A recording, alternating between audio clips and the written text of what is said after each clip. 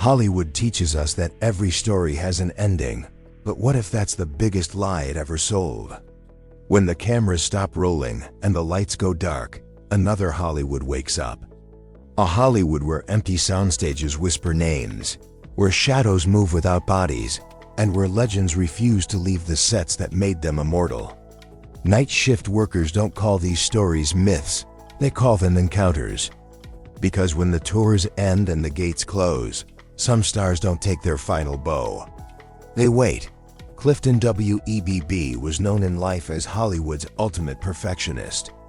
His razor-sharp performances in Lavra, The Razor's Edge, and Sitting Pretty define sophistication and control.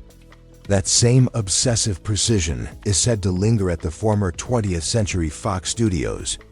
Now part of Walt Disney Studios, workers report sudden temperature drops in his old dressing room, always settling at the exact level Webb demanded when alive. Night custodians describe seeing a tall man in 1940s, tirelessly watching their work, radiating judgment before dissolving into thin air. Even today, lights malfunction when Webb's films are mentioned, as if he's still monitoring standards from beyond, for millions of viewers. George Reeves wasn't just an actor, he was Superman. His mysterious death in 1959 left unanswered questions that seem to haunt Warner Brothers Studios to this day. Soundstage 5, where Adventures of Superman was filmed, is infamous for unexplained typewriter sounds and icy drafts rushing past guards. On the anniversary of Reeves' death, multiple security officers have reported hearing a single gunshot echo through empty buildings at the exact hour he died. Even more unsettling, Superman memorabilia has been found disturbed inside locked archives. The cape laid out as if someone planned to wear it again. Few stars controlled their image like Joan Crawford, her intensity-powered films like Mildred Pierce and Grand Hotel. And that force is said to remain at what was once MGM Studios, now Sony Pictures Studios. Crew members describe sudden freezing cold zones on Stage 12, appearing without warning. Makeup tables in Crawford's former dressing room have reportedly been rearranged overnight to match her precise preferences. Security guards have even heard a woman's voice calling Christina, echoing through empty nursery sets, stirring memories of Crawford's famously troubled relationship with her daughter. Not all Hollywood spirits are feared. Some are remembered fondly.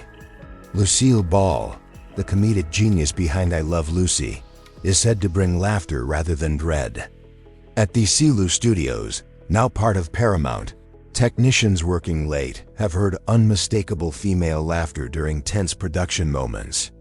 Cameras have moved without operators, monitors have played Lucy episodes with no signal source, and staff swear her presence appears when shows are struggling.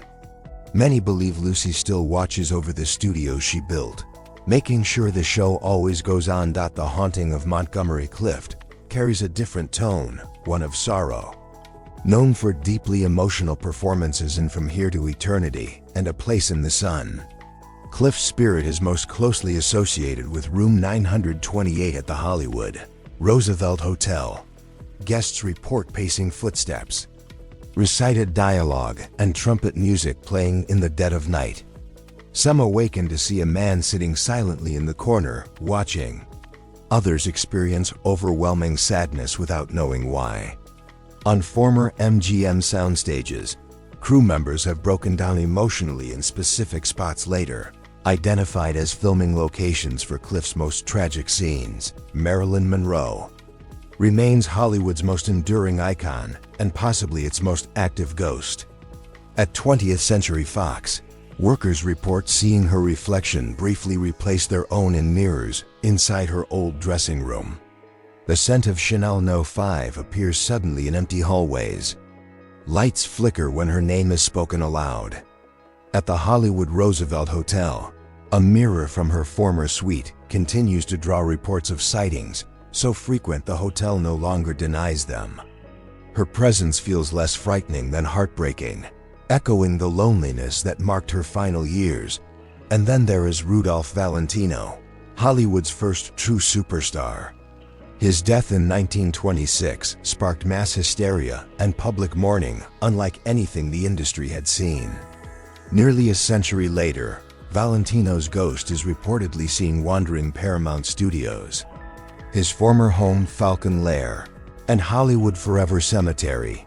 Guards describe a man in 1920s attire, turning corners and vanishing into solid walls.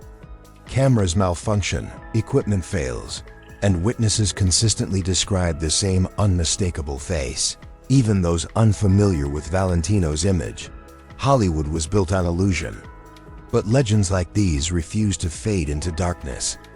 Whether they are spirits, echoes of emotion, or mysteries beyond explanation, one truth remains: some stars burned too brightly to ever disappear. The lights may dim and the credits may roll, but their presence lingers. Thanks for watching. And remember, in Hollywood, the final scene is never guaranteed.